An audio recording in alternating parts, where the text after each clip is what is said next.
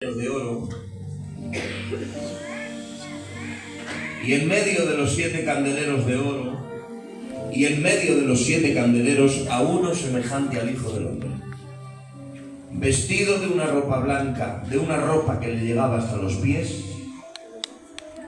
y ceñido por el pecho con un cinto de oro. Toma nota. Y en medio de los 7 candeleros a uno semejante al Hijo del Hombre, vestido de una ropa que llegaba hasta los pies y ceñido por el pecho con un cinto de oro. Ya saben que el otro día estuvimos hablando acerca de la visión de Juan, el momento en el que la tuvo, en medio de la isla de Patmos. El Señor apareció, el Señor le habló y él le pudo escuchar. ¿Por qué? Porque estaba en el Espíritu. Porque para recibir la comunicación de Dios hay que estar en el Espíritu. Y decíamos que los que están en el Espíritu y se comunican con Dios, aún en Patmos, le pueden ver, le pueden escuchar y le pueden sentir. Y ahora partimos desde el verso 12 y hemos visto 3 particularidades en la visión que Juan tiene del Señor, y son las siguientes que son las que nos ocupan en esta tarde. Vestido de una ropa hasta los pies, ceñido con un cinto de oro y en medio de los 7 candeleros. ¿Por qué vestido hasta los pies? ¿Por qué con un cinto de oro? ¿Y por qué en medio de los 7 candeleros? Déjame que en un ratito te lo comparta. Lo primero, dicen los que saben de la palabra que la vestidura hasta los pies está indicando una cosa. Solo había un tipo de persona y de oficio en Israel que llevaba túnica hasta los pies, y era el sumo sacerdote. De modo que cuando Jesús se presenta vestido hasta los pies, se está presentando como el sumo sacerdote. ¿Y por qué como el sumo sacerdote? Porque ya saben ustedes que si hay una autoridad de todos los que trabajan en la casa de Dios, la suprema autoridad en medio del templo no era otra que el sumo sacerdote. Sacerdotes había muchos, pero anualmente había un solo sumo sacerdote, es decir, sacerdote sobre los sacerdotes. Porque el Señor siempre establecerá con su casa, y esto es muy importante, una relación de gobierno y señorío. Quien conozca a Dios sabrá que Él solo se relaciona con sus criaturas partiendo desde una base de gobierno y señorío. Quien no reconoce su gobierno y su señorío no tendrá su presencia ni su compañía. Él solo se manifiesta y habita donde gobierna. Por eso, la primera representación que Él hace aparecer en la visión es hasta los pies, diciendo sumo sacerdote, es decir, suprema autoridad sobre la casa. Y cuando hablemos de un sumo sacerdote en medio de un templo, hablamos de 3 funciones que muy rápido quiero compartirte. ¿Qué hacía un sumo sacerdote, entre otras cosas? Bueno, pues una de las cosas que hacía el sumo sacerdote era sencillamente mantener el candelabro encendido. Algo tan sencillo como eso. ¿Por qué el candelabro encendido? Ya saben ustedes que el lugar santísimo no tenía ventanas. Y si no tenía ventanas, ¿qué pasaba? Que la luz natural no entraba. De modo que si no entraba la luz natural, solo podía alumbrar el lugar santísimo un lugar alumbrado, es decir, un elemento de alumbrado propio. El santuario no recibía luz del sol, por tanto tenía que tener su propia lámpara. De modo que la lámpara nunca podía apagarse. Y aquí hay una lección muy importante. Que igual que al santuario no entraba la luz natural, Las cosas de Dios no se administran por la luz natural de la razón. Las cosas de Dios se administran con la luz de Dios. En esta casa se opera con la luz de la lámpara del Espíritu Santo. Él es el que nos guía y Él es el que nos ilumina. Pero ¿quién mantenía día y noche esa lámpara encendida en el santuario para que hubiese luz y las cosas funcionaran? Pues si no había luz se acababa todo. Si no había luz no se podía ministrar. Si no había luz no se podía sacrificar. Si no había luz no se atinaba a poner la sangre en el propiciatorio. Si no había luz los sacerdotes tropezaban y se iban al suelo. ¿Y quién mantenía la luz en el santuario para que todo funcionara? El sumo sacerdote. Y déjame decirte en esta preciosa tarde que si en esta casa todavía hay luz suficiente para que esta casa funcione, para que este templo funcione, para que las cosas vayan adelante, es porque hay uno que mantiene la lámpara encendida. ¡Aleluya! Y el poder para mantener la lámpara encendida solamente la tiene uno, señores. Esto tenemos que tenerlo muy claro. Cada uno tiene su labor, cada uno hace lo que puede, cada uno intentamos cumplir nuestro papel de la mejor manera posible. Todos somos útiles en las manos de Dios, pero el único al cual gracias que esta lámpara no se ha apagado, aleluya, tiene un nombre. Solo había uno que podía mantener la lámpara encendida en el santuario, y solo hay uno que puede mantener esta lámpara encendida. ¿Por qué? Porque los candeleros que eran las 7 iglesias, las 7 lámparas. Y yo proclamo en esta tarde, y me hace bien decirlo, a ver cuántos lo creen, que Palomeras es una lámpara que brilla y alumbra en este mundo. ¿Y quién ha mantenido encendida esta lámpara? Nadie se olvide, por favor. Nadie se olvide que desde el principio de esta obra hasta el día de hoy, a través de 1000 pruebas, a través de 1000 tormentas, a través de momentos fáciles y difíciles, a través de altas y bajas, a través de momentos de reír y de momentos de llorar, a través de momentos de ser muchos y no caber, y a través de momentos de ser poquitos, a través de momentos donde todo iba viento en popa, y a través de momentos donde la crisis apretó fuertemente a la iglesia, a las casas, a las familias, a las almas. Había momentos donde quizá, como en la historia de toda iglesia, se cantaba con mucho júbilo, y había momentos donde se clamaba con lágrimas. Pero a través de todos esos momentos tenemos algo claro, que si esta lámpara sigue encendida es porque hay uno que es fiel para mantenerla encendida y ha prometido no abandonarla todos los días hasta el fin del mundo. Quiero que tengas clara una cosa, sé que lo sabes, pero déjame que te lo recuerde. Quien mantiene esta lámpara encendida y quien mantiene esta obra de pie no son los pastores, no son los obreros, que Dios los bendiga, no son los candidatos, que Dios los bendiga, no son los jóvenes ni los ancianos, no son los diáconos ni el coro, no son los hermanos ni las hermanas. Todos hacemos nuestra labor, todos ponemos nuestro granito de arena, pero el único imprescindible, el que mantiene su obra de pie, el que mantiene la lámpara encendida, el que guarda la iglesia de todo mal, el que hace que este carro marche, ha sido aquel que dijo: sobre esta roca edificaré mi iglesia y las puertas del Hades no prevalecerán contra ella. Hermano, esta obra puede seguir delante sin cada uno de nosotros, pero sin él esta obra no se mantiene. Por eso hoy declaramos: menos mal que hay un gran sumo sacerdote que se ha ocupado hasta el día de hoy de mantener esta lámpara encendida, y que el fuego de su Espíritu Santo nunca falte. Y por eso hoy estamos aquí, porque el sumo sacerdote mantiene su iglesia como una llama encendida. Segunda labor. ¿Qué hacía un sumo sacerdote? Ungir los instrumentos del santuario. Los instrumentos del santuario, la mayoría venían de ser instrumentos de Egipto, de los que consiguieron en el despojo al salir en libertad. ¿Os acordáis? La noche que sale Israel de Egipto, dice el Señor que hagan un despojo de los egipcios, y toca el corazón de los egipcios para que los llenen de tesoros egipcios, paganos, mundanos, de toda clase. alhajas, collares, pulseras, anillos, incluso ídolos. Pero cuando los traen al santuario, ¿qué hacen? Los meten en fuego. Los funden para que pierdan la forma que traían de Egipto.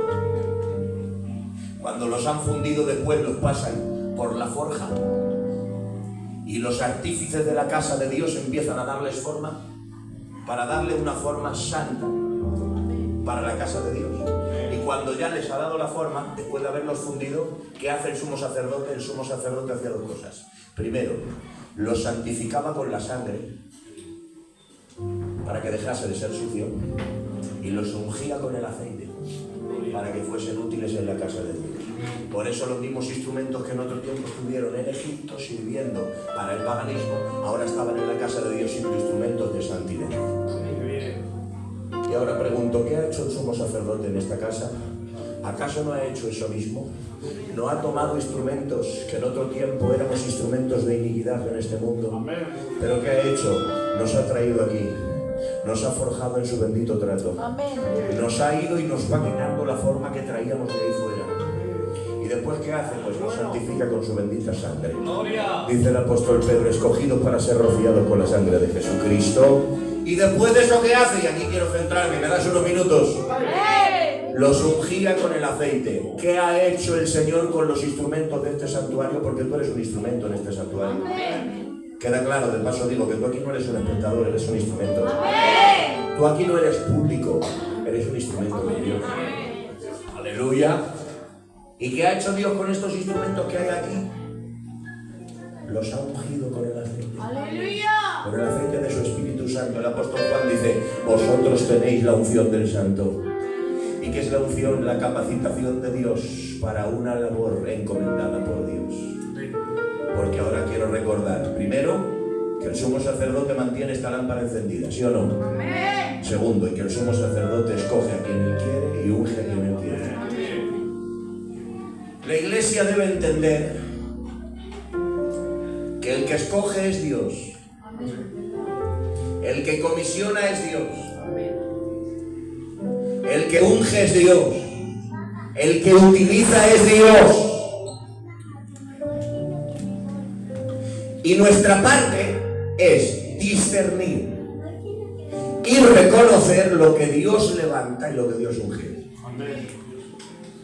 No podemos alterar la voluntad de Dios para que Dios escoja a quien yo quiero, use a quien yo quiero, ni comisione a quien yo quiero. Al contrario, nosotros, empezando por un servidor que tengo este privilegio de estar aquí en esta tarde, nuestra labor es escuchar al Espíritu Santo para saber a quién quiere Él en qué sitio. Dice la Biblia, y orando y ayunando dijo el Espíritu Santo, apartadme a Bernabé y a Saulo para la obra a la que los he encomendado. Fue el Espíritu Santo el que dio la orden y fue la iglesia la que escuchó la orden y reconoció lo que Dios había levantado. Pero el que comisiona y el que unge es Dios. No somos usted ni yo. Y miren, os hablo a corazón abierto, con toda la confianza de que soy mi iglesia, de que sé dónde estoy, y creo que es una verdad que con un ojo espiritual se entiende. Hay lugares donde esto no se ha entendido.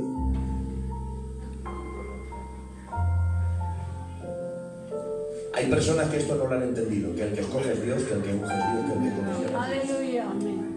¿Verdad? Por eso viven con el constante dolor de cabeza de que en los sitios tiene que estar quien yo quiero, quien yo lanzo, quien yo promociono. ¿Verdad? Con los enfados y los disgustos de que ha puesto este y no me ha puesto al niño, y no me ha puesto a la niña, y no me ha puesto a la niña. ¡Aleluya! Con los conflictos de jóvenes a los que ponemos a competir en vez de ponerles a servir. Pedirnos perdón y que veces la culpa la tenemos los demás. ¿Y todo por qué? Al final, por no haber entendido que el que escoge, el que comisiona y el que unge es Dios. Cuando hay un discernimiento de lo que Dios quiere, eso se termina. El problema viene cuando en vez de buscar lo que Dios levanta, lo que Dios unge y lo que Dios lanza, se busca por otros criterios.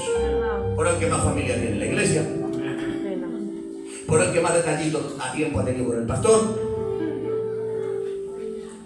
por el que más codazos da y el que más hace por ganarse un sitio, por el que más se da a ver.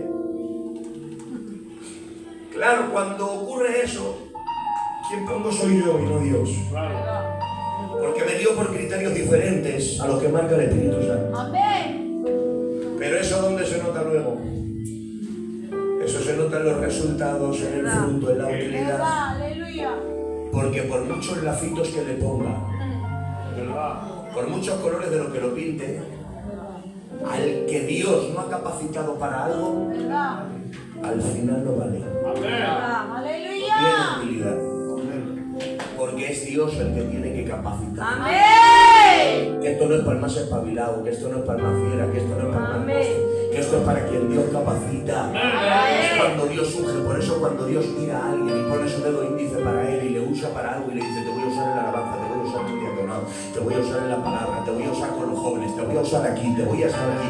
Cuando Dios lo hace, aunque no tenga compadres, aunque no se abra puertas, aunque no sea la campaña, aunque no tenga mucha familia en la iglesia, aunque no sea el que más se la ve, en el momento clave Dios lo pone donde tiene que estar y los frutos hablan por sí mismos y se ve la misma gloria de Dios. Por eso, hermanos, necesitamos que en el templo sea el sumo sacerdote el que ponga, el que comisione y el que unge. Porque de igual manera que aunque yo quiera poner a alguien, si Dios no lo ha capacitado, no fluye. Por el contrario, cuando Dios ha mirado a alguien, cuando Dios ha ungido a alguien, cuando Dios ha capacitado a alguien, ay Padre, aunque lo quiera rinconar, aunque venga el espíritu de Saúl, le coja envidia y le quiera pisotear y le quiera hacer la guerra, haga lo que haga, lo meto en una cisterna y acaba dándome de comer. Le clavo una lanza y acaba siendo mi propio rey. Lo ponemos a dormir en el escalera como narcoqueo y termina paseando en el carro del rey por todo el reino. Lo clavamos en una cruz y resucita el tercer día. Porque no se puede. Cuando Dios mira, cuando Dios escoge, cuando Dios determina. El hombre no puede frustrar lo que Dios ha determinado en la eternidad. Porque en esta casa el sumo sacerdote es el que unge. Así que número 1, mantiene la lámpara encendida. Número 2, es el que unge los instrumentos y los utensilios de su casa. ¿Por qué lleva un cinto de oro? Si las vestiduras hasta los pies le definen como sumo sacerdote, el cinto de oro le define como rey y como Dios. Porque en este tiempo que se lleva tanto la corriente judaizante, que niega la divinidad de Cristo y que por un móvil y por una red social segrega espíritus inmundos enviados a confundir las mentes, porque tengo que decirlo así tal cual, como suena, hay mucho demonio en TikTok. Sí, y no solo de inmoralidad y de desorden, no solo es Jezabel bailando en TikTok, que también hay demonios de Jezabel en TikTok, también los hay de falsa doctrina, confundiendo, para que en un rato de aburrimiento viendo, me voy a quedar en este directo, a ver qué dice. Y llega en el directo y en un rato se ha quedado una semilla, se ha quedado una duda, que al otro día se lo pone otra vez el directo, que al otro día se lo pone otra vez el directo, va confundiendo las mentes, porque hay espíritus de persuasión con esa capacidad de nublar y de confundir a una mente que no se cimienta en la palabra. Por eso tengo que decir, que me hace bien decir, en un tiempo donde se lleva tanto la corriente judaizante que niega la divinidad de Cristo, digo a boca llena que Jesucristo es Dios. Sus salidas son desde los días de la eternidad. El propio Isaías dice que ese niño que nos es dado acabará llamándose Dios fuerte, Padre eterno y príncipe de paz. ¡Él es Dios!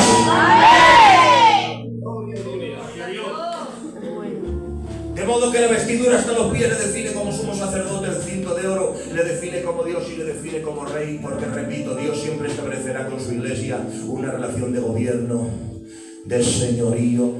Cuando la iglesia es la vid, es una vid, Él es la vid verdadera. Cuando la iglesia es un rebaño, Él es el buen pastor, el gran pastor y el príncipe de los pastores. Cuando la iglesia es una nación, Él es el rey. Cuando la iglesia es un ejército, Él es el capitán. Cuando la iglesia es una familia, Él es el hermano mayor, el primogénito de todos. Aleluya, el escogido del Padre. Cuando la iglesia es un cuerpo, Él es la cabeza. Cuando la iglesia es un edificio, Él es la piedra angular. ¿Se dan cuenta? Que mire para donde mires, Jesús siempre aparecerá en una relación de gobierno. Por eso tengo que decir, si algo no nos puede faltar nunca, es el gobierno de Dios en las iglesias. Déjame que te diga algo de corazón y sé que lo sientas como yo. Que nos libre Dios del gobierno de los hombres. Que nos libre Dios de todo gobierno que no proviene de Él. Que nos libre Dios del brazo de la carne queriendo rebelarse contra la voluntad de Dios. Y que aquí gobierne su santa palabra, su santo espíritu, su santa voluntad. Porque Él siempre establece con su iglesia una conexión de gobierno. Donde no está el gobierno de Dios, no está la gloria de Dios. ¿Cuánto quieren que Dios gobierne? Digan para Él, amén. Amén. ¿Y por qué en el medio de los 7 candeleros de oro? Está en el medio, y este es el último punto. Llevo 21 minutos. ¿Me das unos minutitos para este último punto? Amén. Es sacerdote porque mantiene la lámpara encendida, porque unge sus instrumentos. Es rey porque gobierna sobre su iglesia. Y aparece en el medio por 2 razones, muy rápido lo digo. La primera, porque es el núcleo de unidad. El núcleo de unidad de la iglesia se llama Jesús. Amén. El núcleo de unidad de la iglesia se llama Jesucristo. Él es el que nos une y nos mantiene unidos.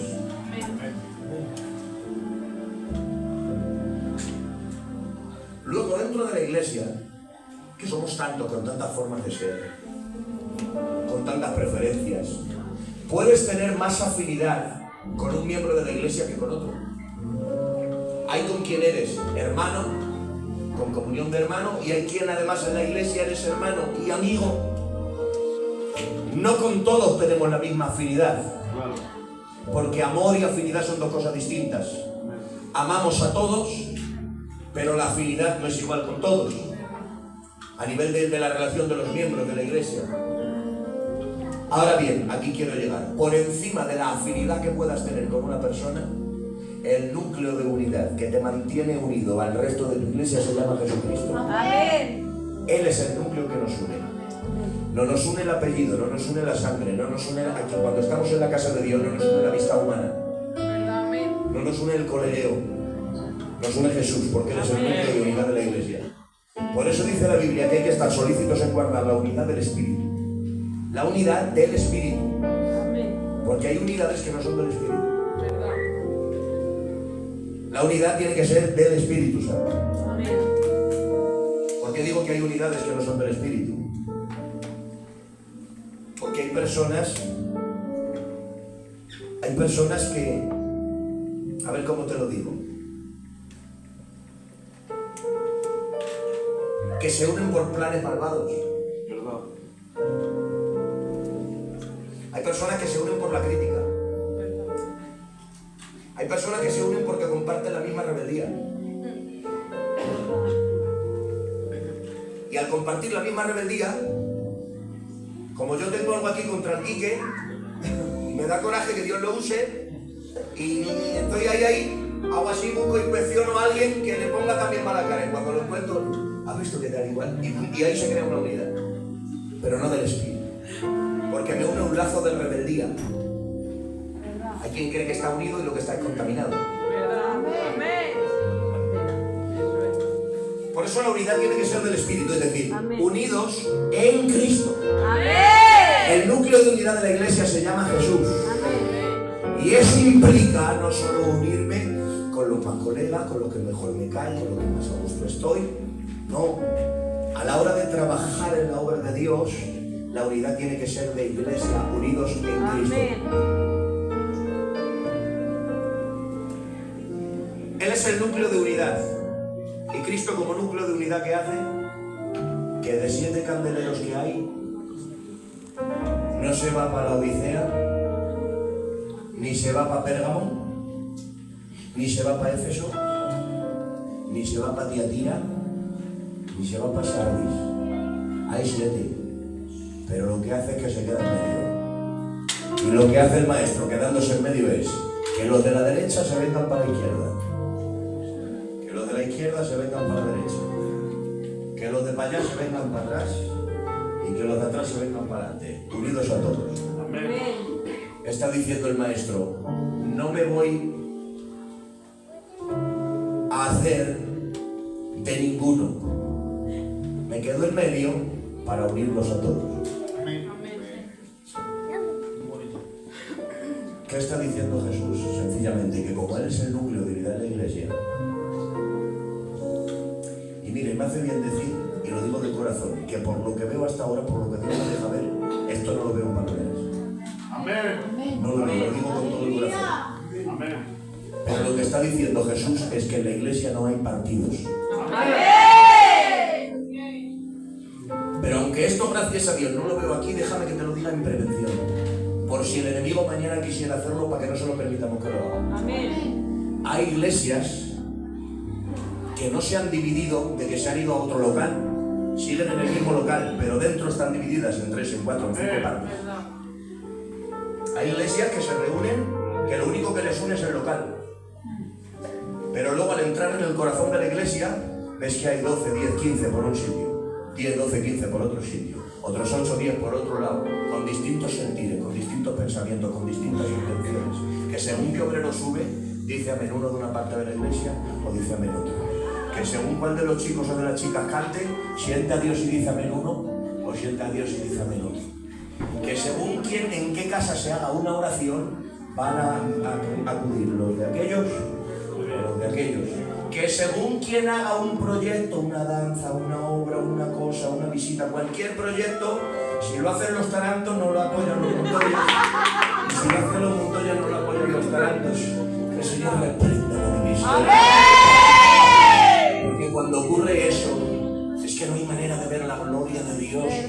Porque Satanás ha ido haciendo un trabajo astuto de ir dividiendo los corazones, de ir separando cabecillas y cada cabecilla llevándose un grupito y otro cabecilla se lleva otro grupito. Cuando te quieres dar cuenta, la iglesia está en partidos, tiene por un lado a PSOE, por otro lado a Podemos, por otro lado a Vox, pero el Señor se pone en medio y dice no, ni partidos de derecha, ni partidos de izquierdas, ni nada por el estilo, ni cofradías, ni grupo, me quedo en medio y que toda la iglesia esté unida en tu presencia, porque Jesús es el núcleo de unidad en la iglesia.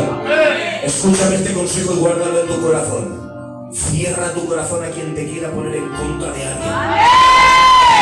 No te dejes contaminar por quien te manipula, por quien te intenta manipular y te siembra algo contra otros.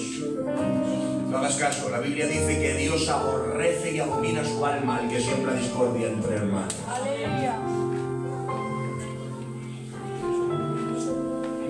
Jesús es el núcleo de unidad. Amén. Y en Él estamos unidos en Cristo. Amén. Y para acabar, está en el medio, y esta es mi parte favorita, porque es el centro de atención. Amén. Amén. Es el centro de atención. El que está en el medio es el que habla y los demás escuchan. El que está en el medio es el que hace y los demás lo que observan. Por eso Jesús aparece en medio. Y como alguien dijo un día, en toda aparición bíblica le encuentras siempre en medio. Dice la Biblia que cuando Israel caminaba por el desierto, dice que la nube estaba en medio del campamento. Dice el profeta Sofonías, no temas, dice, porque Jehová tu Dios está en medio de ti.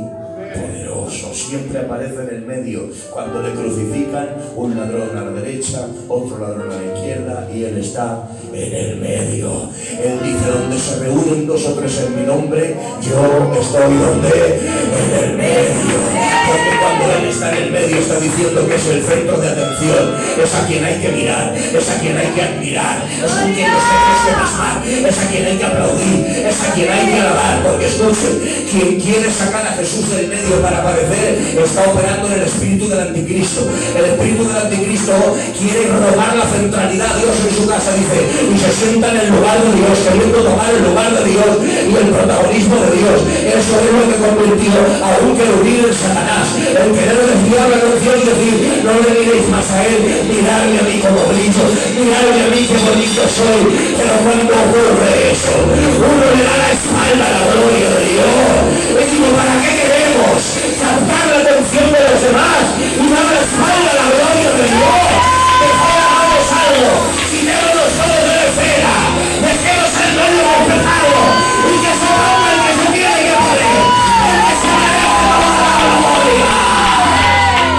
Porque donde el hombre se lleva la gloria no estudia la gloria de Dios, donde el hombre se lleva el protagonismo, ahí no estudia el Espíritu Santo, pero donde llega el Espíritu Santo, el que se lleva la gloria, el que se lleva el aplauso, el que se lleva el cántico, se llama Jesús, Jesús, Jesucristo. Se merece la gloria. Amén. En esta casa hay sitio para todo, pero en el medio solo puede haber. Amén. Que nadie se confunda, hay sitio para todos. Todos tienen su lugar, todos tienen su utilidad, todos tienen su honor, pero en el medio solo puede haber uno. En el trono solo puede estar uno, el único que se merece la gloria, el honor y la alabanza. Ahora sí quiero decir. Hay sitio para todos, pero en el medio solo. Cuando Él está en el medio, somos el sistema solar que gira a su alrededor. Cuando giramos a su alrededor, Él nos irradia con su luz, con su presencia, con su comunidad. Nos transforma, nos levanta. Y voy a declarar algo, que aunque lo diga sin gritar, porque no puedo más, estoy muy débil, pero quien lo crea que haga lo que quiera. Aquí en Palomera, Jesús está en el medio. Está en el medio. Está en el medio. No es un invitado más. No queremos que sea un invitado, no.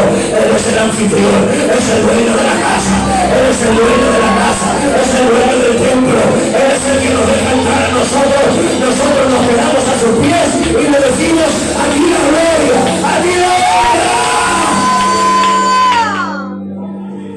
Porque es el sumo sacerdote, porque es el rey, porque está en el medio.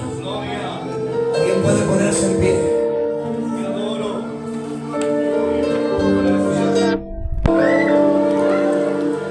Él mantiene su iglesia encendida. Él escoge y unge a sus instrumentos.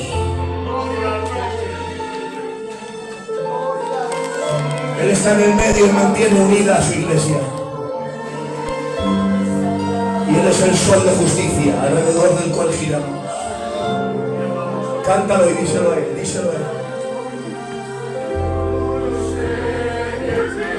Y que Jesús esté en medio en tu vida.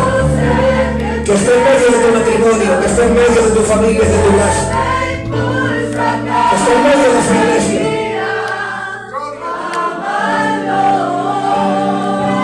Si le amas, díselo a Él, todos juntos.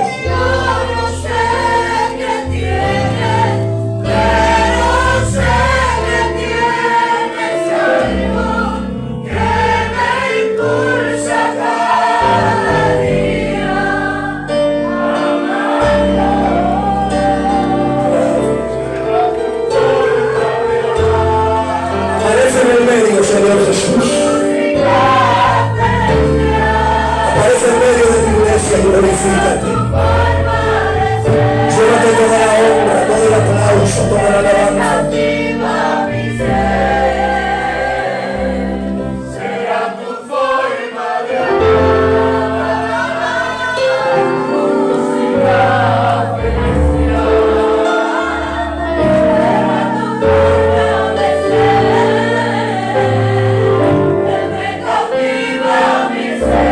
Una vez más, toda la iglesia.